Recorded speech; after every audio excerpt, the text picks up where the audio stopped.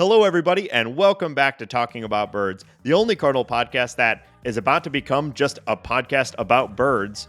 My name is Nate Heininger, and I am joined, as always, by my co-host, Ben Samorka. Hi, everyone. And besides those birds, we're also going to be talking about the return of Jordan Walker. We're going to try to dig into the Cardinals' recent play, the good and the bad. We're going to talk about John Mozeliak and where we think the Cardinals are heading. And we're going to take a look at the upcoming series against the Reds and the series against the Giants.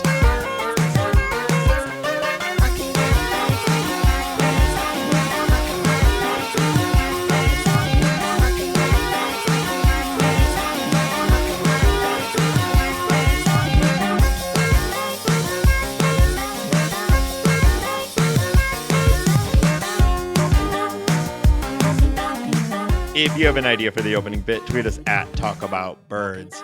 Hey, Hambone, did you know that ostrich eyes are the largest of any animal that lives on land? No, Nate, I didn't know that. Did you know that they're approximately the size of a billiard ball and their eyes are actually bigger than their brains? Wow, no, I didn't. That's amazing. Do you feel a certain kinship with ostriches? I guess so. Hey, I'm doing a bit. You don't get to do a bit on top of this. No idea what you're talking about. Did you know that cardinals, along with several other bird species, sometimes cover themselves in crushed or living ants, smearing them over their feathers or allowing living ants to crawl on them? While scientists still aren't sure what the purpose of anting is, some believe the birds use the formic acid secreted during their ant baths to help get rid of lice and other parasites. Wow. Did you know that? No, how would I know that? I didn't know that either. Aren't birds fascinating? Wow. Isn't this more interesting and more enjoyable to listen to? Now I get it. Yeah. Than maybe what's been happening as a Cardinal fan over the last week. Maybe wouldn't it just be nice to talk about birds for a little bit? Oh, I think obviously we're experts. I totally knew where you were going that entire time. And honestly, I was locked in. And usually when you talk, I kind of like, glaze over like a donut. Here's a fun one. When mallards nap in groups, the ones on the perimeter keep guard by sleeping with one eye open. While the others sleep more deeply, those on the outside of the circle also keep one side of their brain awake, even as they doze, so that predators won't be able to sneak up on them. Wow. Give me a drop a penguin fact. Oh shit. Penguins are like the only bird that can't fly but can swim or something like that. I'll find a penguin fact. It's already gone off the rails. You suck at this. Well, I have my prepared content and you asked for you think that mallards love Metallica? No, I don't. Metallica. Yeah, I can't even say it. We both were. Well, they sleep with one eye open. Oh my God. I'm shocked that you even know that Metallica reference. Everybody knows that song. Sleep with one eye open. Yeah. Cool. I was listening to speed metal before we got on this call. That's why I'm feeling so amped today. I'm all jacked up. Yeah, I can tell. You got your tiny ostrich brain. Yep. Big eyes. I learned something interesting recently. Is it about birds? It is about birds, actually. So here's a good segue. So in the birding community, there is a term called your sparkbird. And what a sparkbird is what is the bird that got you into being into birds. Yeah. Okay. And I thought that was actually an interesting question. I don't have a spark bird, but for the concept of our podcast, I bet most people have a spark bird as far as their favorite Cardinal that got them into into sports or into the Cardinals or whatever your favorite team may be. So I was actually curious, Ben. I don't know that you and I have had like this conversation. With this in mind, who would you consider to be your sparkbird? I think it's pretty easy and pretty obvious. Ozzie Yeah, Smith, I thought you were going to because say that. Yeah. I mean, Mark McGuire is probably number two, but growing Mm-hmm. up in St. Louis, Ozzie Smith, getting to the game slightly early to see him warm up, and then his like availability in the community. Like Yeah. he was kind of just everywhere. He had a restaurant in South County that we would go to, Yep. called Ozzie's, and for your birthday, you would get a baseball cake. Like as a little chunky boy, that is the only thing I wanted in the world. So yeah, it's got to be Ozzy. And then, I mean, Big Mac just being, Yeah. the walking god, for a handful of years there when I was young was pretty impactful too. But Ozzy Smith all day, he's the guy. Yeah. I figured you were going to say the same, and that would be my response as well. I suspect that most people of our age, if you were getting into baseball in the 90s, there wasn't a lot for you to really get into as a Cardinal fan Right. for a lot of the 90s. But you had Ozzie Smith, who, besides being obviously like, one of the flashiest, best players of all time, Yeah. he also did like backflips. He's kind of a funny dude. Like there's a lot in there that would make you as a kid or really anyone really Yeah. enjoy him. And so, yeah, same. I have a very distinct memory of actually meeting Ozzie Smith at Ozzie's. You might have been there. I don't know. I only Yeah. remember the Ozzie Smith part of it, but basically he was there and I like ran him down through the restaurant to get an autograph on like an Ozzie's napkin, Yeah. which I had forever. I have no idea where it is now. Yeah. But like as a kid, that was one of my favorite things. So yeah, I pretty much echo your sentiment. Ray Langford was a big guy for me Yeah. too. But for the purposes of the question, like it's got to be Ozzie Smith, and then you're probably right, Mark McGuire as well. I think probably most Cardinal fans would Yeah. from Yeah. that era would feel the same. Yeah, and my indie pick would probably be like John Mabry, Yeah, only because I remember I met him at some type of signing event at some type of shopping mall, and yeah, as a little boy, like he's this mountain and was super duper nice to me and signed my stuff, and I like have a picture with him and all that, and that was extremely impactful as a small baby child. But yeah, John Mabry was a fine player, but not someone who I like.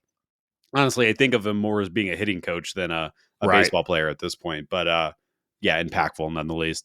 Well, it's funny you say John Mabry because I've had a pet theory for a long time because a lot of Cardinal fans think very fondly about John Mabry and his time with the Cardinals, even though it was not particularly long and it was not particularly successful.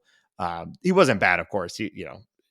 Making the majors is an accomplishment of its own. But of the guys from the 90s to remember, like, why would we remember John Mabry over any other random person who spent, a handful of years on the team? And I think it's kind of what you said about Ozzie Smith. I feel even more for John Mabry. He was everywhere. Yeah. Every weekend he was doing a signing at like Sears or whatever. Yeah. Like he was on TV all the time. He was at every local event doing autographs or being like the speaker or whatever. He was everywhere. So I think if you were a Cardinal fan in the 90s and if you lived in the St. Louis region, you probably met John Mabry. Included in my collection with my Ozzie Smith autograph, I had like 4 or 5 John Mabry Right. Yeah. autographs, and it made me really like him. And I think that there's a lot of people like that have this fondness for John Mabry because of that. And hey, like before we shit on John Mabry too much, 14-year career. He played for a while. He was part Yeah, of that 2002 Oakland team that had the was it 22 game winning streak, the team that's the covered in Moneyball. Moneyball. Yeah, He's got some notable things. yeah, He was all absolutely. right. Yeah. Yeah, just you wouldn't think you'd remember him out of any other No, random dude yeah, from the agreed. team. What he spent like 4 years with the Cardinals, He maybe. has a combined 8 years and over 3 different stints. Okay, that's more than I thought. But Duh. still, point being, like he was everywhere Yeah. besides on the field. Like I've met him so many times. Great guy, and I was happy when he got brought here as a coach as well. So yeah, I don't know, Sparkbird. If you know what your what was your Sparkbird as a listener, tweet us or hop in the bird scored and let us know what your Sparkbird was. God. Yeah. Hit us with that hashtag, my Sparkbird. Yeah. Jeez. Hey, Ben, did you know native to New Zealand, kiwis are bizarre land-bound bird? The kiwi's strange traits, which include feathers that feel like hair, heavy bones filled with marrow, and nostrils on the tip of their nose, rather at the base of their beak like most birds, have led to some scientists to call them honorary mammals. Wow. If those bones are all filled with marrow, I think I want to get my hands on a kiwi and eat Sounds that marrow. tasty. Yeah. I wonder if people eat kiwi. Like, I know there's a fruit named kiwi, so Yeah. Like, could you don't get a try to. dish that has Yeah. kiwi on kiwi? Ooh, you sick piece of shit. I think I would eat it. I mean, it's probably not good. I don't know, like orange duck, isn't that a thing? Like, I feel like it's kind of Orange duck. what am I talking about? Isn't there some French isn't there some French thing? Orange duck sauce? I don't Please try know. not to classy up the joint a little too Jeez. much. Or it's duck a la orange. There we go. Yes, it's a French preparation of a duck, where you pair it with some type of orange zest. Yeah, So what I'm orange duck. saying, Nate, is that a Yeah. zested kiwi and a kiwi bird Uh-huh. might work. It might Julia work. Child could probably whip something up. This Let a stick of episode has butter in gone it. off the rails immediately. I think that this is maybe the best content we've ever provided. But we should talk about the Cardinals. We could just break down how to cook duck a la I can't even say it. I'm reading it orange in front of my face and I can't say it. L'orange? Duck l'orange l'orange. My Midwestern mouth is getting in my duck way. l'orange. Duck l'orange. All right, so rough times continue. We're back in the depths. We're in the bad place again. Cardinals are swept by the Pirates, and we're recording before the third game against the Rangers. And a win would be nice, but it's probably not going to change too much about the current attitude of the team's performance, particularly after the sweep from the Pirates. I think we expected to get trounced by the Rangers, and it's actually been slightly better games than I was expecting, but still resulting in losses. Yeah, and I think you could say that the Rangers, or I think you could argue the Rangers might be the best team in baseball in this moment. I don't think that that's universally true, or will be true for the whole season. But right now, it's like the Rays and the Rangers, and then kind of everyone else. Yeah. No, I mean, they're a great team, Yeah. and we could see it this weekend, or not weekend, this week. Like, Yeah. It's been closer games, which has been nice, but like their lineup is stacked. Yeah. And their pitching is good. Their bullpen is supposed to be bad, but it's been pretty good against the Cardinals. Their new guy, Anderson, gave up a little bit, but otherwise their bullpen sure looked pretty good in these two games. Of course, it's not always that difficult to look good against the Cardinals right now, but still, like the one part that's supposed to be pretty bad, it showed up against the Cardinals. So Yeah. it's rough, but I mean, they are a great team and they've been building this for a while. And other than DeGrom, which we're going to talk about later, like everything has broken well for them. They're kind of having like the opposite Cardinal outcome where like this was a huge gamble for them this season, the way they put their rotation together, the pieces that they've added, and it's kind of all working except for DeGrom. Well, we talked about this in the offseason. They kind of went like the high variance pick, and all of those things are working. I mean, Nathan Eovaldi is one of the best pitchers in baseball right now. I kind of expected Marcus Semien to start to get old at some point, but he's not going to do it this year. And Corey Seager, when healthy, is, I mean, like a truly fearsome power left-handed bat. Not to mention, I mean, we could go on and on. I'd almost rather talk about the Rangers right now. At least they're hitting the ball around. But yeah, it's also hard to go play the Rangers when you're starting Brendan Donovan in left field, when Burleson's your DH, DeYoung is your shortstop, Edman is playing center field. I mean, this team is just It just Yeah. doesn't look right. And the offense, I mean, we talked about at length that the Cardinals probably number one strength going into this season was their position player depth. That strength, or they arguably had more position player depth than anyone in baseball. And not only has it been tested, but it's been tested to the extreme end, and they've had performance issues. So it's just been rough. It has been. But I guess one bright spot, or at least one exciting thing as a Cardinal fan, is that Jordan Walker has returned. Yes. And how about that dinger from yesterday's game? Man, I mean, it was like, 110 miles off the bat, second deck. I mean, he just absolutely destroyed it. Had a great at bat leading up to that home run too. Yeah. I don't want to pat ourselves on the back too hard, but we kind of like the kid looks overmatched his first month in the big leagues. Of course he does. What is he, 2021? Let him get his, if you think he's the guy and your outfield is going to be this, you know, not outfielders. yeah. Like, if you're going to start seven infielders, just bring up the kid and let him figure it out and let him get reps at the back of the lineup. And of course, we see him have a great couple of games already against the Rangers. This is how the rest of the season needs to go. And I hate to say it, but the reality is like we're approaching lost season territory. Are we, man? That actually won't be determined for quite a while. Yeah. But my belief is that the true path towards the Cardinals becoming like consistently contending is getting some of these young guys up to speed and contributing at the big league level. And I think a lot of that is Jordan Walker. And he may lose a few games for us right now with some shaky defense, but it's not that worse than some of the other guys we've been throwing out there.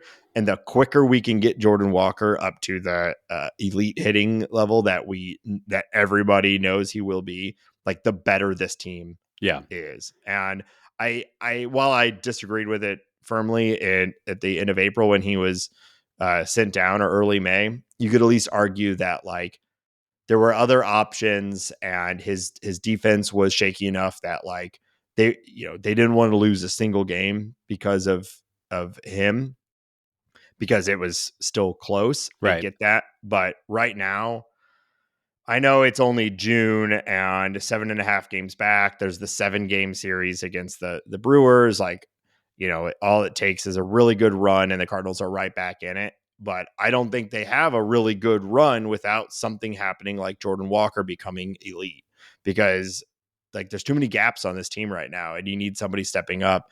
And it's like, I could see a world where maybe Jordan Walker does catch fire and we have like some support to Goldie and Gorman and Arenado when he's on, that, like, could bring this team back into a competitive nature. But just doesn't feel like right now. And obviously we ride the wave we talked about this on the show. We ride the wave, right? We have happy episodes, we have sad episodes, basically based off of the last 7 games. But, like, I think the path out of this is Jordan Walker becoming comfortable at the big league level. I think part of the path of this is Matthew Liberatore becoming comfortable at the big league level. And there might be some pain in that process, but the end result is worth it. And even if it means we lose a few more games right now, I don't know, probably fine. We got to get to this next level, or next year is looking bad. Yeah. you know? And I think you're mostly right, but I do like that side of the team is not the problem. I understand, and we're going to talk about it. The pitching has been a lot better as of recently. And of course, as soon as the pitching gets going, the offense kind of falls off, and we're getting, below average performance from all 3 outfield positions and essentially DH, depending on how we want to classify Nolan Gorman right now. But it's really hard to be effective on the position player side when either you're underperforming or everyone is playing out of position. So I do think, like, what you're saying is, like, okay, we have a right fielder. His name is Jordan Walker. Keep playing him in right field. Don't put anyone else out there unless he needs a day off. Right. And, put a Juan Yepes or a Burleson out there, the more these guys are playing in their positions, the better this team is going to be. And I still think like Wilson Contreras and Nolan Arenado are not going. This is not going to be how they have 100 games left to play. This is not going to be how the next 100 games are. Wilson Contreras is not going to end the season with a sub 700 OPS. And Nolan Arenado is probably going to be able to play defense again and start hitting like he has for the last 10 years. But man, right now it's easy to blame. You can blame anyone except for Goldie and Miles right now, and I guess Gorman. But it's pretty easy to blame that. It's health. Getting any type of game from Tyler O'Neill and Lars Nootbaar would really, really go a long way for this team as well. But Nootbaar is certainly starting to feel like more and more of a critical asset. I mean, we talked about it with just a few weeks ago when we were saying he was comparable to Juan Soto as far as his production at the plate. And I don't know. I mean, with him going on the IL, it's kind of right when the team started to struggle again. Yeah. And I mean, it makes sense. If you got a 450 OBP at the top of your lineup, that's going to change the complexity of your offense. Yeah. Right. And he's a good defender in the outfield too. Yeah. Lars just makes this team so much better, also being from the left-hand side. But anyways, we should be celebrating. Jordan Walker is back. This is good. Yes. I expect him to stay for the remainder of the year, pretty much no matter what happens. Ben, did you know that believed to be the first domestic bird, pigeons were used for millennia to deliver messages, including important military information and the outcome of the early Olympic Games? Yes. Though non-avian mail delivery has become more popular over time, pigeons were used as recently as World War II. Wow. Yes. Maybe we should deliver this podcast via pigeons. That's such a good idea. I hate you right now.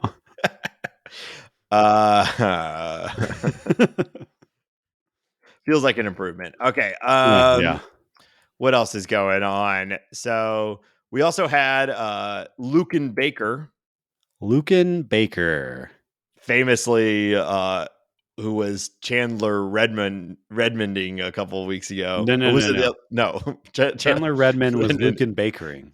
Chandler Redmond was Luken Baker-ing. Yes. And Luken Baker, because we got to keep trying something. He's been crushing at the minors. He got a call up, which is exciting. He deserved it.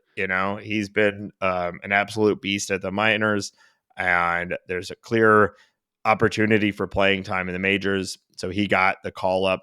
What's been your early thoughts on Luken Baker? Oh, I think we kind of talked about this. I believe you phrased it this way when we were talking about Matthew Liberatore kind of taking over in the rotation, but the guy was knocking on the door, banging on the door to get a spot. And that is exactly who you want to call up, use the hot hand.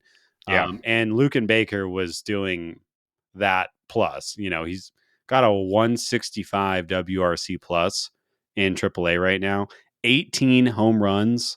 He is walking almost as much as he's striking out, which is a huge improvement for him. 17% walk rate against a 21% K rate.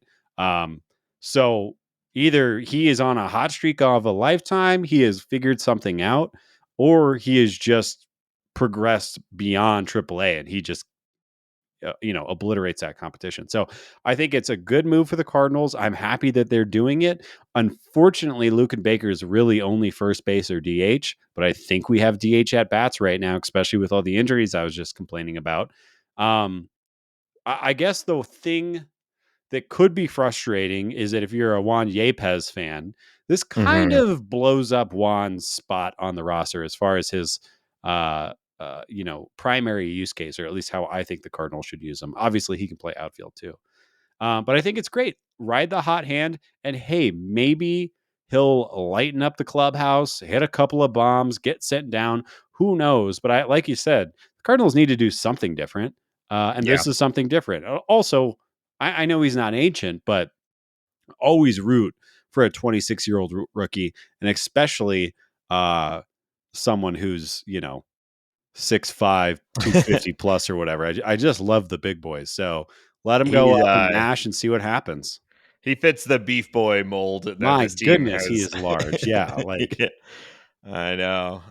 So early results, he's only had 8 plate appearances, and those were his first 8 in the major league. So, it's the smallest of small sample sizes. He has struck out in 50% of them, which is not great. yeah, But he also got a couple hits. So I think it'll be interesting to see how they utilize him and what sort of playing time he gets.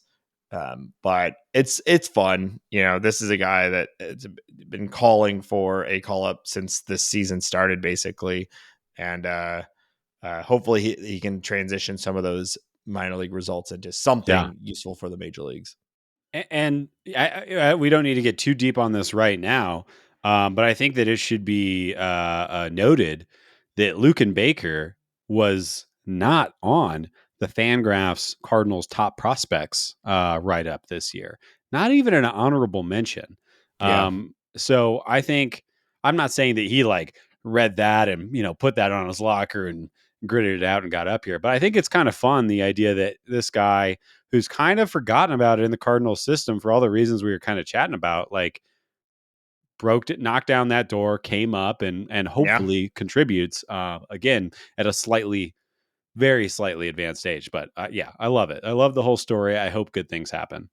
Well, and this is what we have become accustomed to as Cardinal fans over the years is like sometimes the better players that we end up with are not the ones that were like the top prospects, right?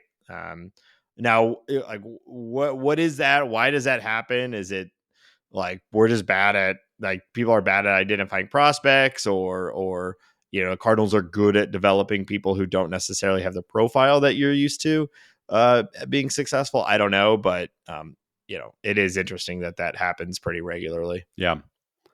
uh And I yeah, just mention to coincide with that move. Finally, the Cardinals have stopped carrying 3 catchers.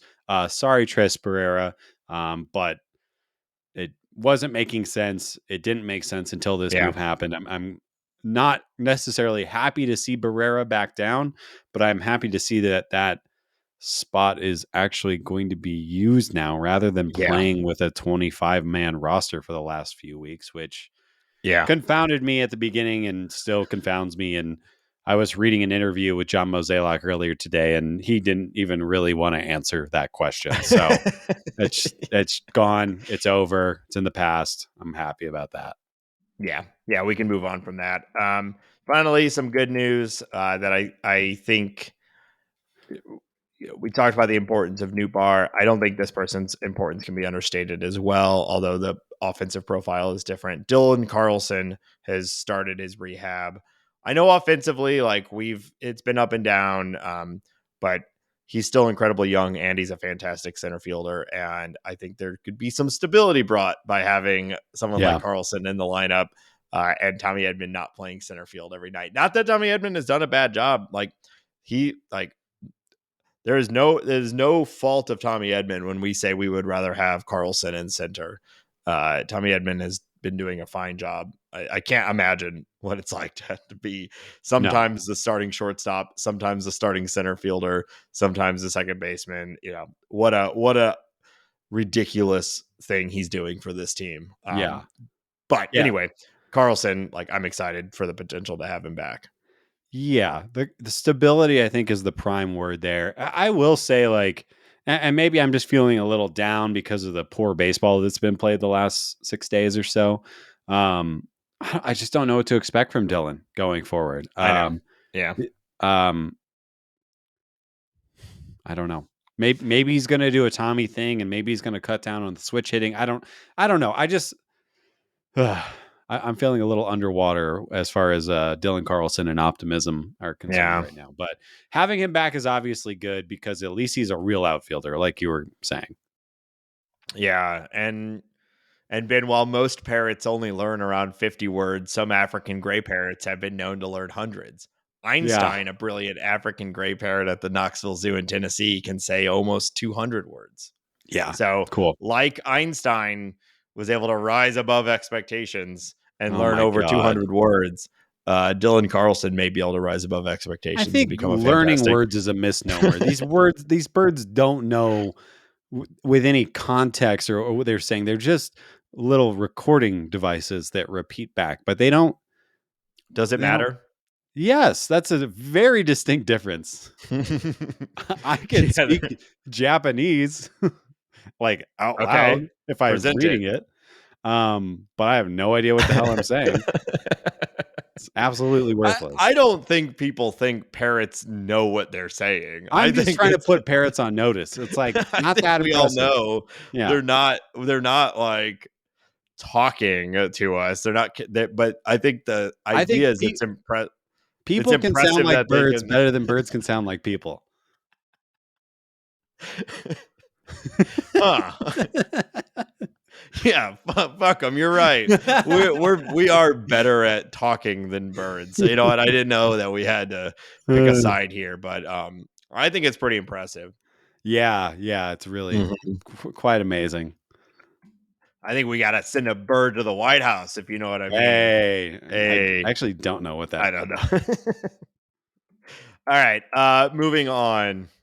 Um, let's talk about some good things for a minute. Sure. You want to talk about Miles? Miles has been great, Nate. Yeah, Nate, Miles is great. Nate, great. You know, we like Miles on this podcast. He is not the flashiest pitcher. But when he's rocking and rolling, he's just super duper solid. Over the past 7 starts, he's only given up 8 runs. And over that same time period, he's been a top 5 pitcher in MLB, according to Fangraphs WAR. Like, the guys just look great. And it's really, for me, when I watch him, it's the fastball that has kind of clicked in, that has kind of changed everything in his outcome, or the way that his season is going. It's got a little more rise to it. It's got a little more juice to it, and the location is there. It's just been really, really fun to watch, and thank God for Miles Mikolas.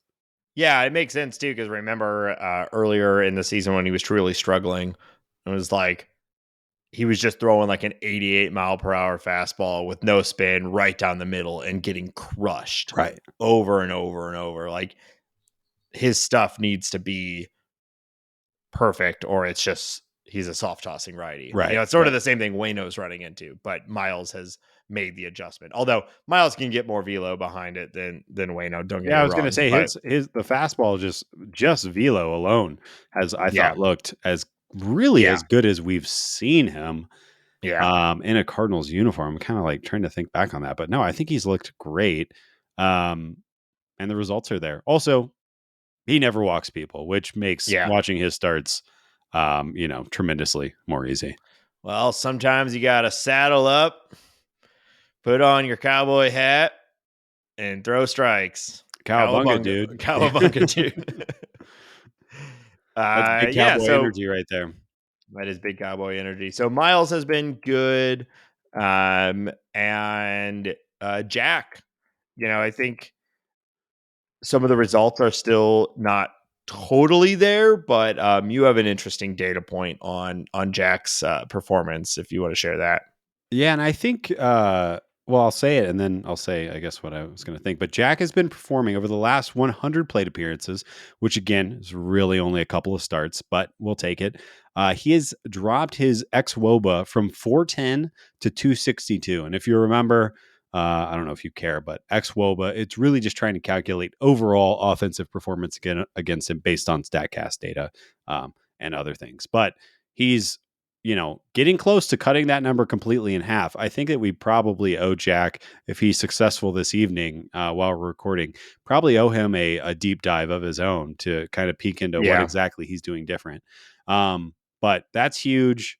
I mean, it's your 1 and 2 right there, however you want to flip them. But Miles, I think he's fully online right now, and Jack is moving that direction more and more and more. If he keeps dropping that xWOBA, if his fastball keeps looking nice, I think I don't want to ever say the pitching is fixed. I also think we have problems in the bullpen right now too, but at least we have some starting pitcher strength to, if you go to Texas, if you go to Milwaukee, you're not shaking in your boots because of the pitching matchups. Yeah. tonight's going to be a really interesting test for Flaherty. It And is. by the time you're listening to this, that test will already have been completed. So we're hoping it'll be a good outcome. And yeah, like an ex-WOBA of over 400 is horrible. Yeah. We talked about WOBA in a recent episode, and anything over 400 is elite. And so what that means is, on average, everybody was elite against Yeah. against Jack Everyone Flaherty. is Freddie Freeman against Jack Against Flaherty. Jack Flaherty. Yeah, Yeah. it's pretty Not good. not great. 260 though, pretty good. Pretty good. If you can maintain that, like, you're gonna win some games. Yeah, and again, that to be clear, that stat was over the last 100 plate appearances. That's how much Right. he's changed it. So he's been pitching actually better than that to get that stat down there. So yeah, a little optimism for Jackie Boy. Yeah. And let's talk about Paul DeYoung for a minute. Starting to feel like, oh, here we go again, Yeah. right? We're starting to see the decline, the rapid decline. But he's been a little bit better over the last week. And I feel like a sense of ownership because we have publicly shot on Mr. Young over and over again. And I still, I'm still not fully sold. But I do think what's interesting is he was in kind of a week and a half, 2 week slump, and he's kind of popped out over that this last week. And what's interesting to me, while the power hasn't totally been there, and we've talked about he's kind of a boomer bust guy, his quality of at bat has been a lot higher. He's walking almost as much as he's striking out. He's hitting singles and getting on base. And if that's the baseline for Paulie D and he pops a home run every other week, that's a solid major league player. So I think that deserves a call out. He's got an 825 OPS since the last time you and I talked. And with that defense, that will play, my friend. Yeah. Ex-WOBA of 345. Yeah. So solidly above average, like a valuable player. And it is that ability to get out of the slump at the major league level that we just have not seen over the last few years. It is almost always required a month of horrible at bats, a demotion, and then an inevitable return. Yeah. But being able to make that adjustment at the big league level is what will keep him here. And I'm kind of like, we'll see how long I want to keep updating this on the show, but I think I'm kind of locked into this. Like, I'm going to check every 7 days to kind of see how he's progressing and see where we're at. But yeah, feel good right now. I don't know how to interpret this. This isn't necessarily a good thing, but all things considered. Well, I think some of our listeners will view this as a good thing. Yeah. Andrew Kisner has surpassed Wilson Contreras in Baseball Reference War on the season at 0.6 versus 0.5, which not a lot of winning across the board there. No. But catching is hard, and they are above replacement level, both of them. But I think them two together is like a third of a Sean Murphy, so that's pretty good. Hey, there you go. And it only cost money and ball games. Yeah. But yeah, I mean, Kisner he's doing well, with the time that he's been given. It's a surprise to the both of us, and we don't want to say we don't want that. I do think it's interesting though. Ivan Herrera seems to have had a bit of a resurgence at the minor leagues. I don't know how much you've been tracking this, but he won minor league player of the month in May for the Cardinals minor league system. And he's kind of been crushing down there. Yeah. And, Kisner's great. We've always loved Andrew Kisner and have no problem with the amount of playing time that he's been getting. But I wonder if there's a world where Ivan gets another shot sometime soon. Well, yeah. And I wonder, what kind of shot that looks like. And I'll say I had not been paying attention to this, but I'm looking at this right now, and there's a lot of really good shiny numbers on this, on his AAA performance so far this year. He's got 39 games played, 32 walks against 39 strikeouts. That's amazing right there. 428 on base percentage. I wonder if there could be a scenario in which Ivan Herrera and Wilson Contreras are DH catching kind of in a sort of tandem. I do think that when you start talking about that, there's you might also have Andrew Kisner on the roster for that terrifying catcher shortage issue. And playing two catchers in one game is not always a great idea. But yeah, I'm curious. That's pretty exciting to see that. That's a really, really nice season from a guy who has kind of not had a lot of positive press over the past 12 months. Yeah. So that's great. We'll watch that as well. He's only 23 years old still. Yeah. And catching is hard. I suspect that the likely outcome is that Ivan does not get a shot at the majors until there's an injury. And the Cardinals would rather keep the sure hand of Kisner and let Wilson just like adjust. You know, I doubt they mix that up, but it's nice that at least a third option is reemerging, because it was not that long. It was last year that everyone thought Ivan would be the starter this year. I mean, the Cardinals spend $80+ million because you have to presume, because they didn't think Ivan was going to be, the future, the truth, the guy. All right, let's talk about the Cardinal defense. You kind of hinted at this before. So yeah, I was writing up, trying to put together a positive outline for you and I to have a nice conversation, and then I kind of stumbled into this, and I just felt I needed to bitch and moan about the Cardinals defense for a second. So sorry. Defense has sucked. Defense has sucked. Cardinals are ranked 26 in defensive run saves with a negative 17. Ooh. Now, is that good? That I don't know. Is that good? It's really bad, actually. Okay. You would like that to be positive. And really, like, around 0 is kind of league averagey. The Cardinals are well below league average. StatCast outs above average, which is looking at position playing and ex velo and those kinds of things. They are ranked 23rd with a negative 7. So it's really been bad. And it's like, why I wanted to talk about those two numbers is because it's not like, hey, this guy sucks. It's the whole team is just not playing super crisp defense right now.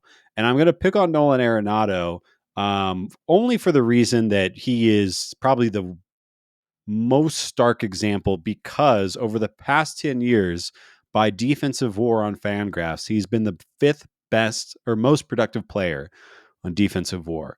Honestly, I'm surprised he's only 5th. Well, it's all catchers pretty much. It's like catchers and Francisco Lindor ahead of him, which makes sense because Lindor is ridiculous and catchers, framing and all that good stuff. Right. So he's elite. He's the elite of the elite defender. Yeah. And Nolan Arenado currently has a -1 defensive WAR according to Fangraphs. Now, I say that, and I also want to caveat it with, like, defensive metrics are a little squishy. They're a little weird. This doesn't mean everything. Yeah.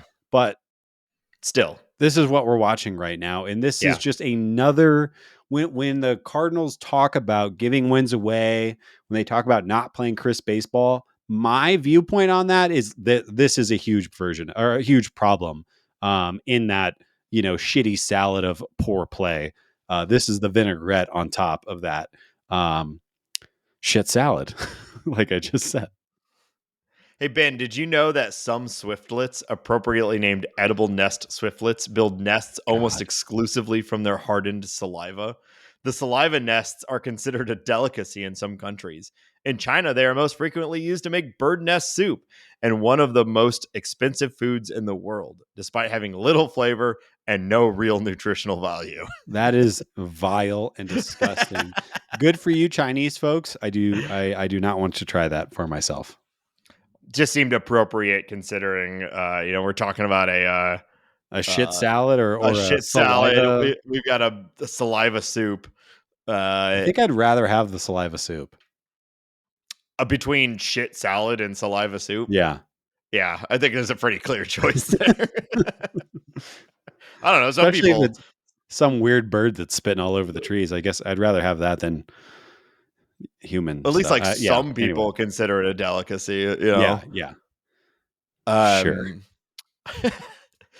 Yeah, I think Arenado You can see it, right? You can see it Yeah. when he's like, it just hasn't felt the same this year. Like, the one of the best parts about the Cardinals over the last few years has just been watching Arenado play defense. And we've gotten a little bit of it. Don't get me wrong. He makes a great play here and there, but there's been more this year where it's been like, oh, Arenado didn't get there in time. The throw was a little wide. The throw was a little short. Like, he's just having an off year. And, true greats usually don't have off years. They have off weeks, maybe an off month or so. And I'm very confident that, like, it's not going to be a full off year.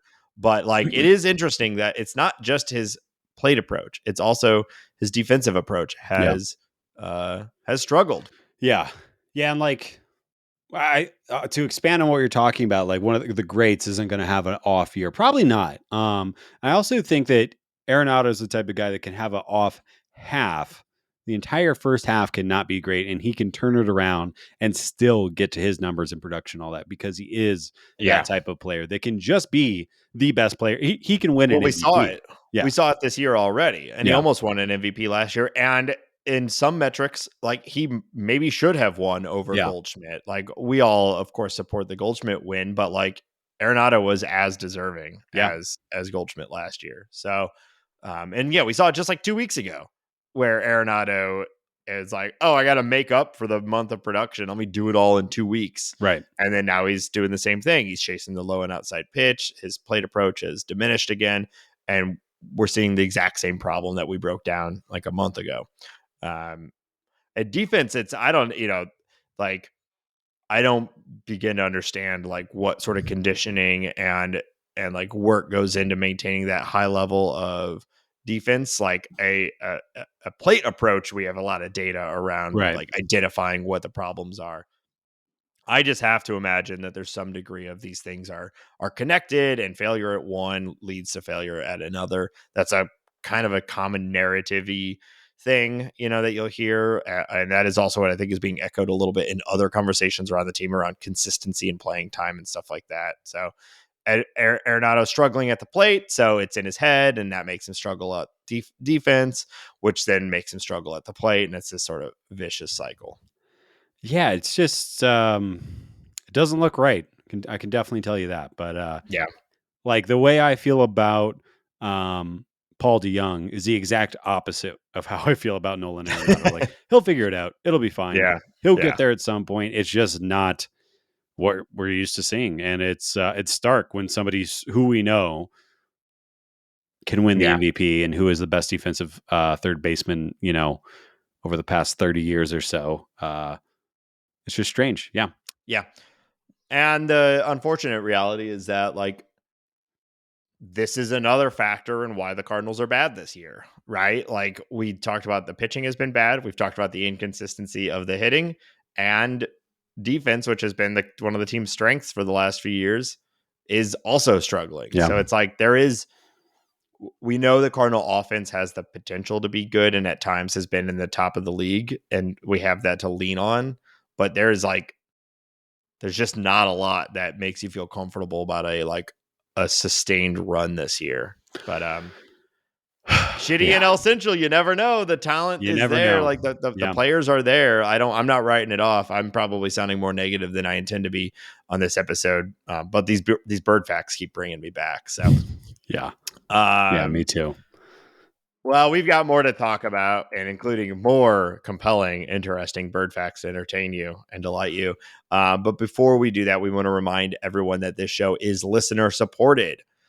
We are supported on Patreon, patreon.com/talking about birds. I've said birds too many times this episode. Patreon.com/talking about birds.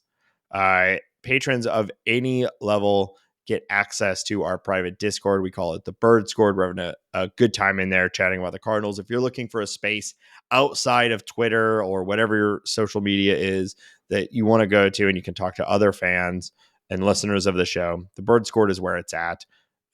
Or if you just want to support the show and the effort that goes into making this and bringing it to you every week, we truly appreciate all of our patrons, including new patron, Jonathan H. Jonathan, thank you so much for supporting the show. We truly appreciate it.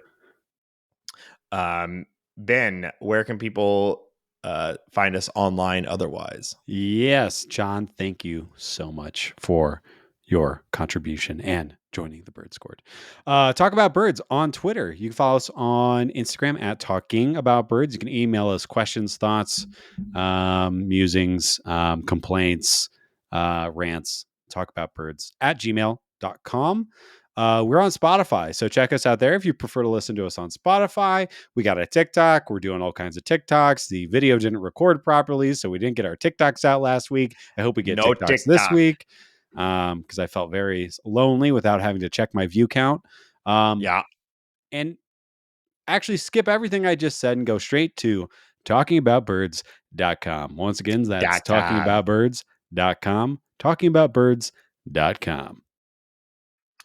Here's one you'll like, Ben. Worm-eating Bassian thrushes have been known to dislodge their prey from piles of leaves by directing their farts at them.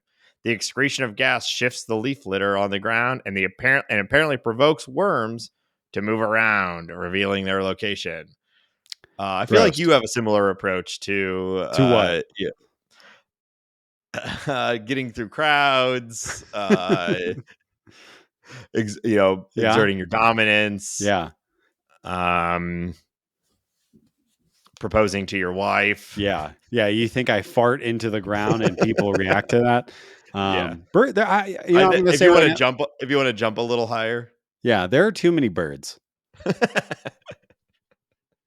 Oh wow! Shots fired. I think last week we were talking about the upcoming bird wars, and we want to be on the right side of it. And language like that is not going to do our future bird overlords any favors. So, what the hell are you talking about? I'm talking about birds, my boy. All right.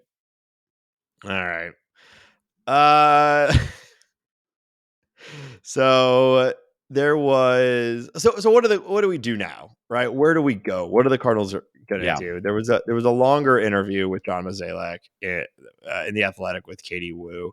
Ben, why don't you kind of share some of your takeaways from that and see if we can pick apart at least somewhat what John Mozeliak might be thinking. Yeah. And again, shout out to Katie Wu. She's the best. Go read her stuff on The Athletic all the time. She's great. So when she asked Mo about the trade deadline and how to improve the team, he said this back to her, and I'll quote, so that's a question that is coming up a lot. Are we buying or selling? Right now, we're staying. We're holding. Wow. Ultimately, as we see the next 4 to 6 weeks develop, that might decide what we really do in the end. I hope we're actively trying to get better come July than looking to move talent. Now, is there a lot to take from that statement? Not really.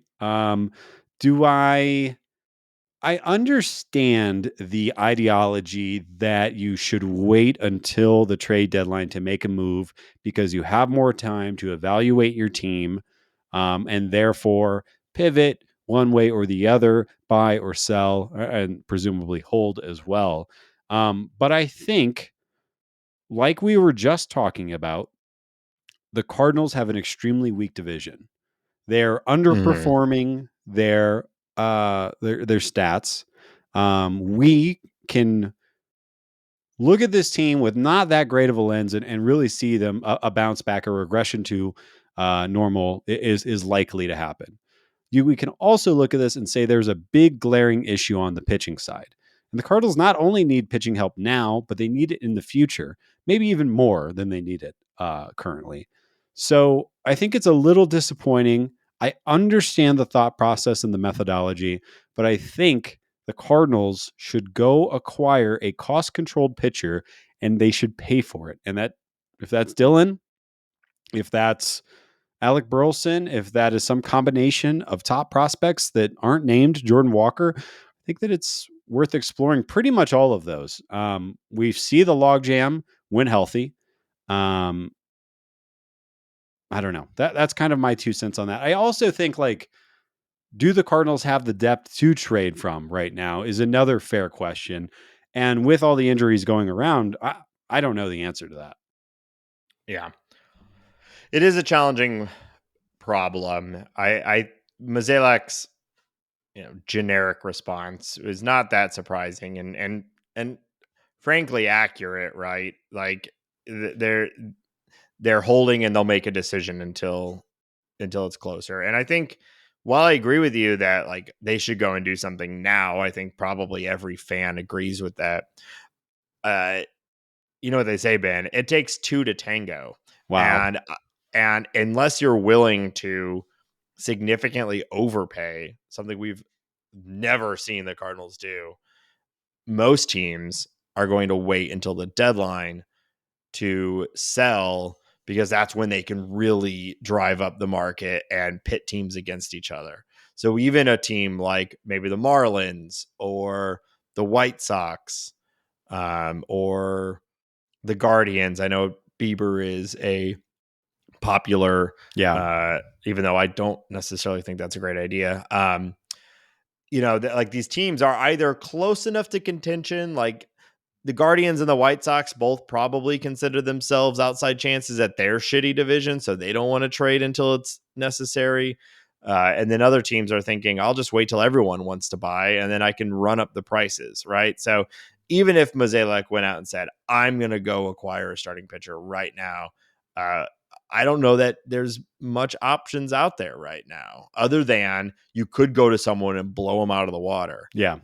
But who are you doing that with other than Jordan Walker or Mason Wynn? And you don't want to do that, right? And then everybody else, like you just said, is anybody really trying to acquire Alec Burleson right now? I know his underlying numbers are great, but he's kind of like a non-position masher who's not mashing, right?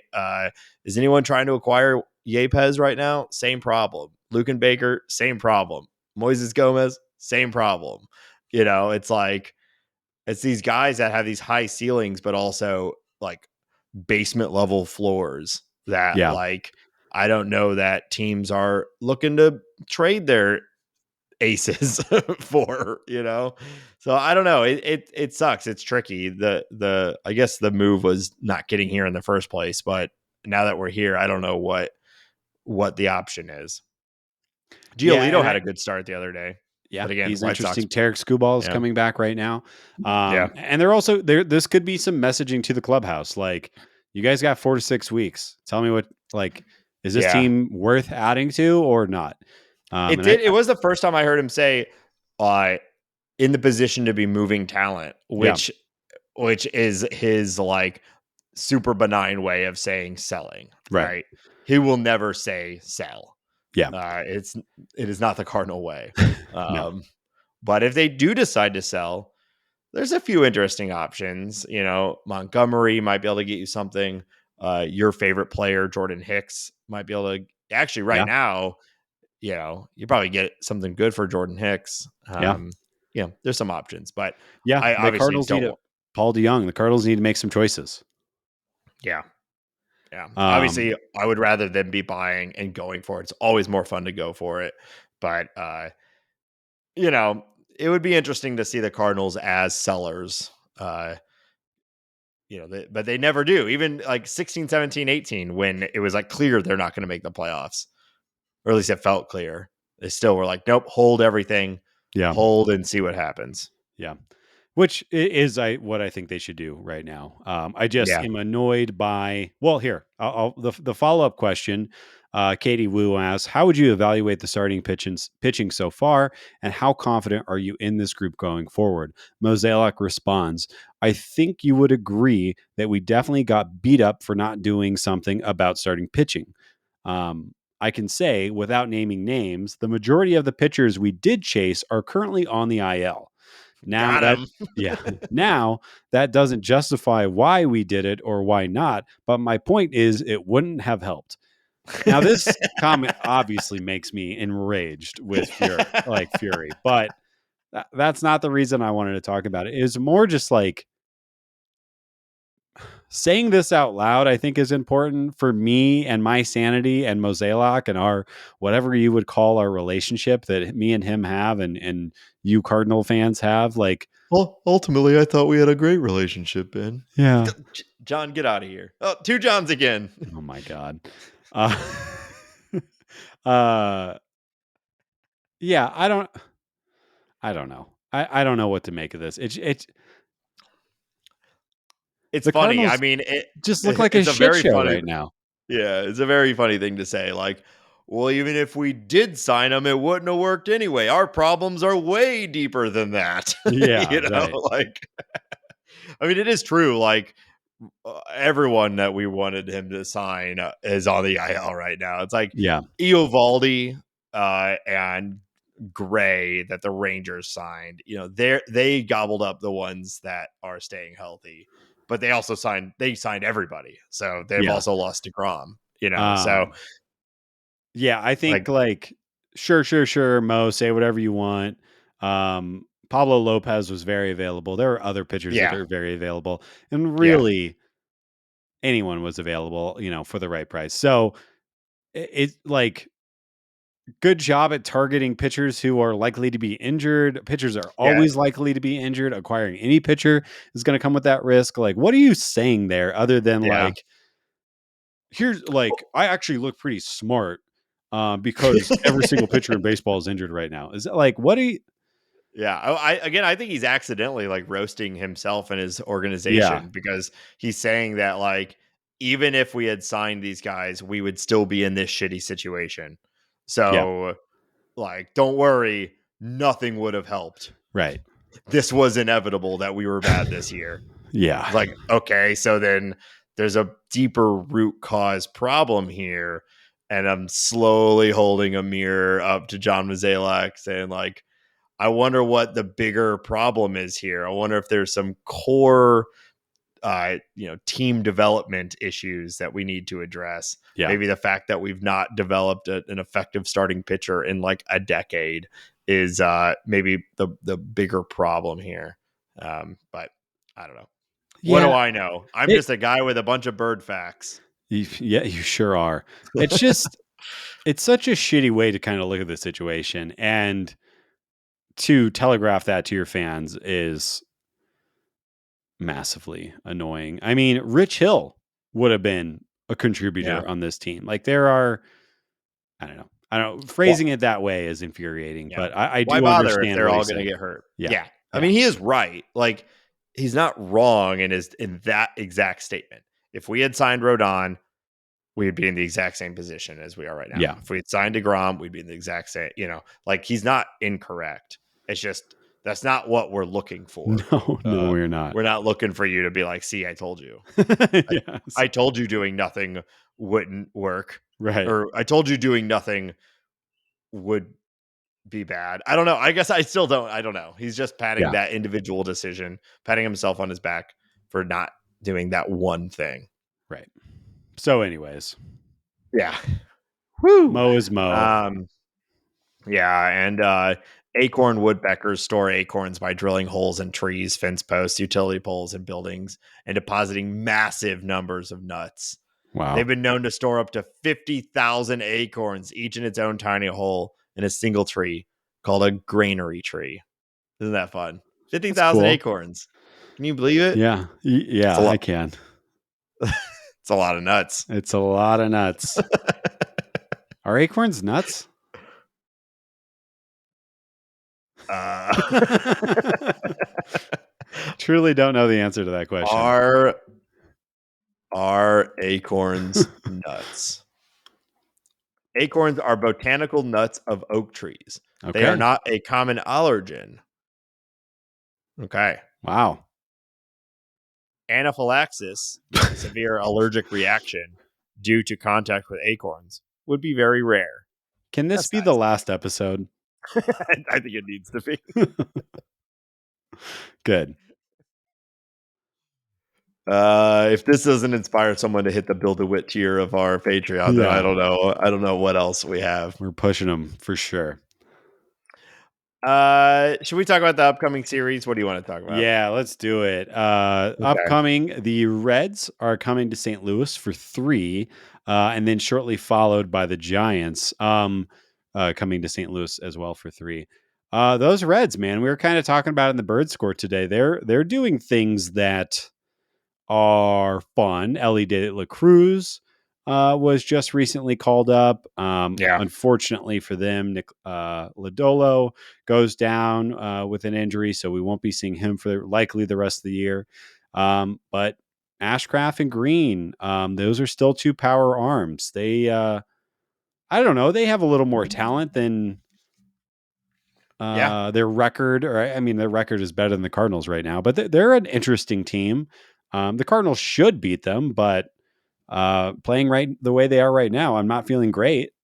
Well, they're calling up all their guys. It's exciting. If you're a Yeah. Reds fan, it's finally something to be excited about. You still have a shitty owner, but at least your player development group is good Yeah. because Ellie De La Cruz, Matt McLean, Spencer Steer, there's another guy. What's his name? Like Christian Emmanuel Strand or something like that. Yeah. I might have gotten all of that wrong, but there's or it's like Encarnacion Strand. I don't know. Anyway, they have a pretty deep well of interesting young position players, and McLean has come out of the box hitting well. Steer has really picked it up this year, and Ellie De La Cruz is only one game so far, but he looks good. Yes, he does. He is very exciting. Yeah. I Their think he pitching, I still already, think, in his first game in the bigs, he had the hardest hit ball for the Reds all year and the fastest sprint speed for the Reds all year. So gives you an idea of his toolbox. Yeah, he's amazing. Their pitching, I still think, has a ways to go. Lodolo going down definitely hurts, but Green and Ashcraft can be serviceable. And they might now have the best closer in baseball. Alexis Diaz has really stepped up this year. He's looking like his brother Edwin. Yeah. And so the middle end of their rotation isn't there, and most of their bullpen isn't there. So there's still a lot of weakness on this team, which is, I think, holding them back. But man, with the state of the division, they could contend to this year if these position players really step up. I don't think that's the likely scenario though, but I think 2024, if they're willing to even spend a little bit of money on pitching, which they may or may not be, their owner has made a lot of statements recently over the last year or two to make you think. I have zero faith in that. But point being is I think we're really close to seeing a competitive Reds team. And with, who knows what the offseason and whatnot will look like for the Cardinals and the Brewers and the Cubs. But I think they're right there in the stew with having an open window for 2024. Yeah. Yeah, that's a thing. Yeah. Looking at the Giants have been fine. They are such a weird team. But they have three starting pitchers, Logan Webb, Dace Galfani, and Alex Cobb, who've had great seasons so far. And then, of course, they're getting Lamont Wade Jr., who kind of took a step back last year, is having a great year and limiting playing time.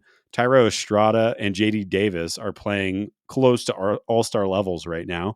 And it looks like Mike Yastrzemski is kind of back on track and having a nice season. Decent power, decent defense. Michael Conforto's hitting. This team's got some pop. They're a weird team though. They are kind of an island of misfit toys. But it's working. And Camilo Duvall.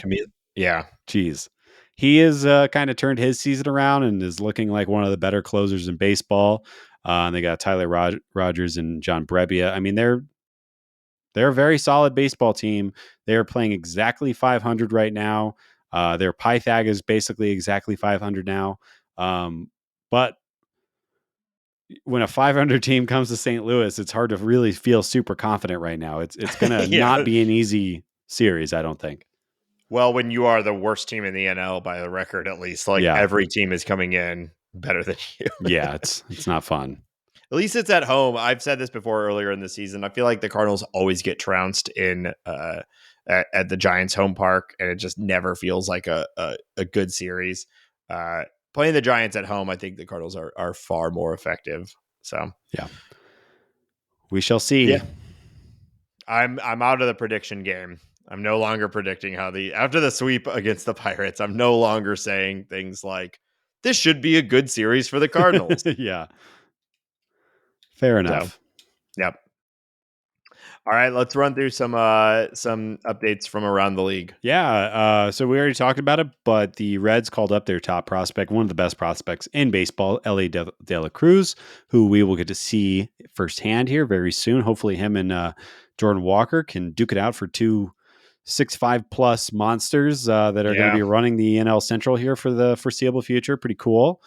In less great news, I think we already mentioned this. Jacob deGrom is down for the rest of the year and into next year with Tommy John surgery.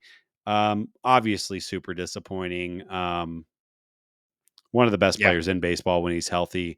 The thing that I really hate about this is that this really calls into question for me what the rest of Jacob deGrom's career is going to look like. He's 35 years old. He's coming back from TJ. It's going to be a year plus until we see him pitch again. I know Justin Verlander was able to win a Cy Young in advanced age after coming back, but you just never know. And he is such a perfectionist and hardcore competitor that, like, I don't know.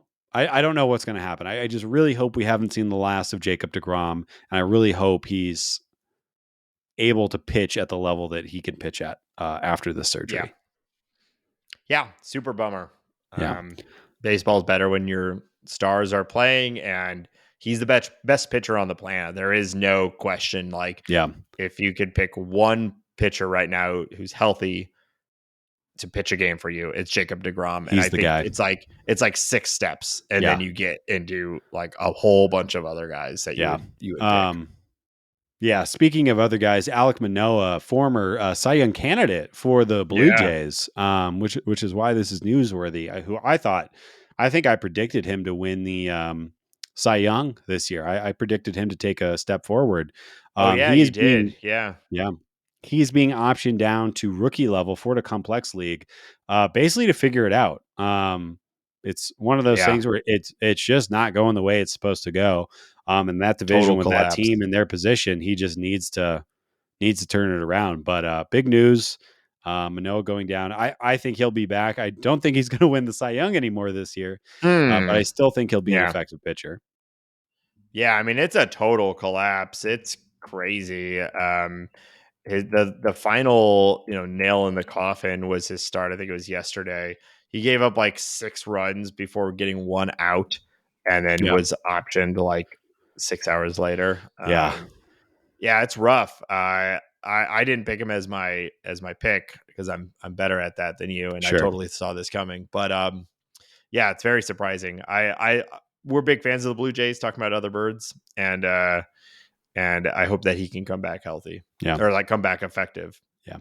Albert Pujols has been named a special assistant to the commissioner and is set to work. He's already began his work for MLB Network as an analyst. I will say I'm very excited about this. Love Albert, of course. What is he going to do to help Rob Manfred? I can't imagine anything. I don't know. But it'll be nice to see him on TV joking around with the guys and all that stuff. And it's just good to have Albert. It's the Pujols resurgence. He's living his best life now. He's out there. He's smiling. He's going on TV and being a personality. It's like it's a whole new thing. I was not like special assistant to the commissioner. Actually, is not that surprising to me. He's always seemed like interested in that sort of stuff. I could see why he would want to be like involved in improving baseball. But being an MLB Network analyst, very surprising. Very surprising. I agree. Yes, but I'm here for it. I'm some guys when they retire, they're done and they fade into the background. And Pujols was always going to be a big part of like Cardinal lore and celebrations and whatnot. But I did not expect him to become like a face, like a celebrity in the game after being done with it. So. Pretty cool. I mean, hopefully he does well with it. Like I would not also have projected him to be good at this sort of thing. So so we'll see. I guess we'll see. I mean, A-Rod does it. He's got a negative personality, so I think Pujols can pull it off. But everybody hates A-Rod because of it. There's true. But everybody hates A-Rod. It doesn't help where he's started at everyone hating him, and then he's not a great broadcaster, so it hasn't helped. Yeah. All right. That's all I got for league news. All right. Well, Ben, it might seem obvious to you what game we're playing today. Yeah, I already know. But I'm very excited to return to the show a favorite game of ours, bird or boy. Look, up in the sky. It's a bird. It's a plane. It's a bird. It's a bird. It's a bird. It's a bird. It's a boy. Can't wait for this. Here's how this game works. I've got a list of names. I've got a list. How about you? I do have a list. Some of them are birds. Some of them are a type of bird. And some of them are former members of the St. Louis Cardinals. Yeah. I have stuck with just their last name. And then with a bird, it's just like the main word in the bird name, if that makes sense. Sometimes it'll be like a green fluted parrot or whatever. And I would just say parrot for this game, if that makes sense. So the way this works is I will say the name and you have to tell me, is that a bird or is that a boy? If it is a bird, you will hear this sound. And if You're it's so a happy boy, with yourself. I just love that quacking makes me laugh every time. And if it's a boy, you'll hear this. A real boy. Wow. Yeah. And that's how the game works. So I'll keep score. You got to tell me, is it a bird or is it a boy? All right. Wow. First up, Big B. Big B. I'm going to say that's a boy. A real boy. That's right. Larry Bigby played outfield for the Cardinals in 2006. Yeah, that sounded familiar for some reason. Yeah. I wouldn't say that I really remembered that, but it sounded familiar. Yeah. It's Bigbie. Great Larry name. Bigby, Great outfielder in 2006. Stud. All right. Oh, and he was on the Orioles as well. Interesting. Now that's a bird boy right there. That is a bird boy. All right. Bilko.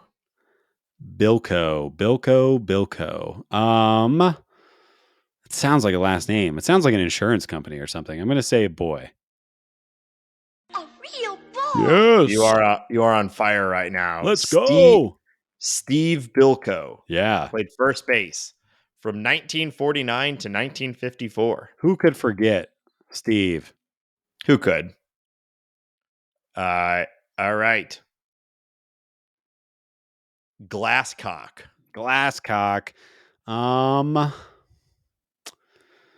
Man, it's a great name.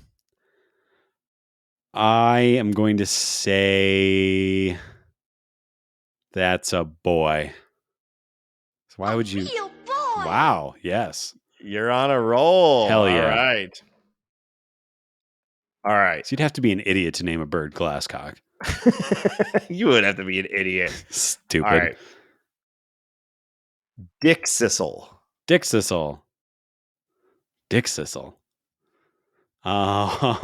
a very silly name. I'm going to go with a bird just because it feels like a bird to me.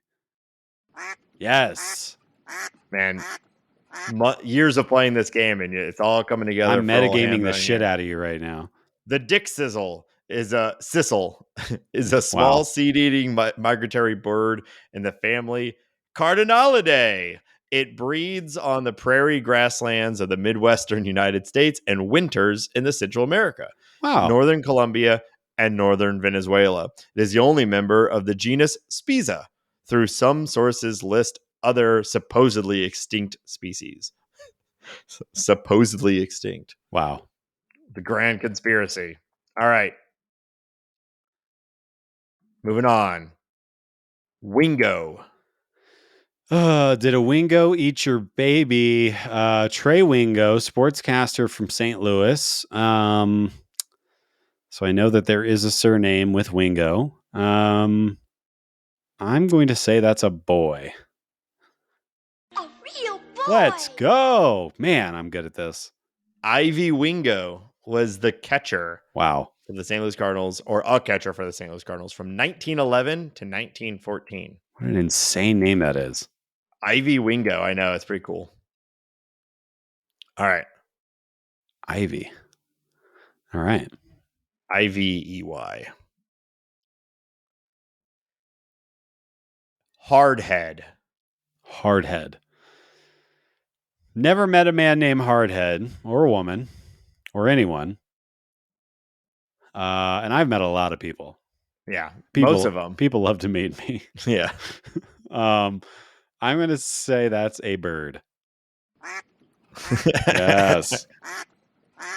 Not fooling you this time. The No. hardhead, also known as the white-eyed duck, is the only true diving duck found in Australia. The common name hardhead has nothing to do with the density of the bird's skull, instead referring to the difficulty encountered by early taxidermists in processing the head.